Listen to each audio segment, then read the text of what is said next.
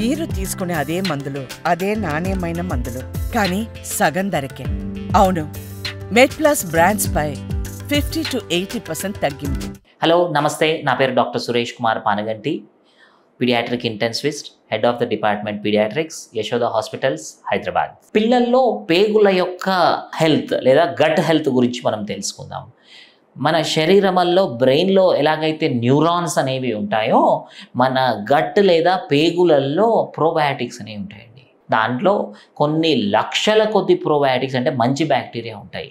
దాని యొక్క అడ్వాంటేజెస్ ఏంటంటే, మనం తీసుకునేటువంటి ఫుడ్ డైజెస్ట్ అవుతున్నప్పుడు ఎటువంటి చెడు జరగకుండా కాపాడటము, అండ్ అలాగే విటమిన్ కే అనేది తయారవటానికి కూడా సహాయపడతాయి.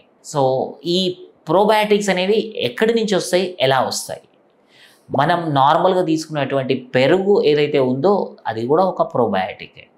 అలాగని గట్ హెల్త్ పెంచడం కోసం మెడికేషన్స్, ప్రోబయాటిక్ మెడికేషన్స్ తీసుకోవాల్సినటువంటి అవసరం లేదు. మనం తినే ఫుడ్ మంచిగా వాష్ చేసుకొని తింటూ ప్రతిరోజు డైరీ ప్రొడక్ట్స్ ఇంక్లూడింగ్ కర్డ్, పెరుగు తీసుకుంటూ ఉంటే కనుక మన శరీరానికి సరిపడా ప్రోబయాటిక్స్ ఆటోమేటిక్గా డైట్ రూపంలోనే వస్తాయి. అలాగని మెడికేషన్స్ తీసుకోవాల్సిన అవసరం ఉండకుండా పోతుంది. సో మనము ప్రోబయాటిక్స్ గురించి మాట్లాడుతున్నప్పుడు దీనికి ఒక ఎక్స్టెన్షన్గా ప్రోబయాటిక్ యోగట్, రీసెంట్గా మనకి ప్రోబయాటిక్ యోగట్ అనేది ఒక ఫ్యాషన్ లాగా అయిపోయిందండి. పెరుగే ఒక ప్రోబయాటిక్, మళ్ళీ దానికి ఒక ప్రోబయాటిక్ యాడ్ చేసి దాన్ని ప్రోబయాటిక్ పెరుగు అనటంలో అర్థం లేదు. సో న్యాచురల్గా ఉండేటువంటి పెరుగు తీసుకున్నా కూడా మన శరీరంలో మన గట్టుకు కావాల్సినటువంటి ప్రోబయాటిక్స్ వస్తాయి.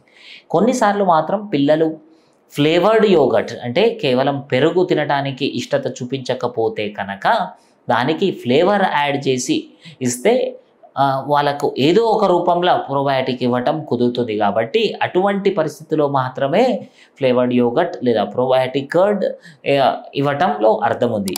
కానీ జనరల్ పాపులేషన్ లేదా నార్మల్ చిల్డ్రన్ ప్రోబయాటిక్ కర్డ్ అనేది కాకుండా రెగ్యులర్ కర్డ్ తీసుకున్నా కూడా మనకు కావాల్సినటువంటి ప్రోబయాటిక్స్ మన శరీరానికి అందుతాయి.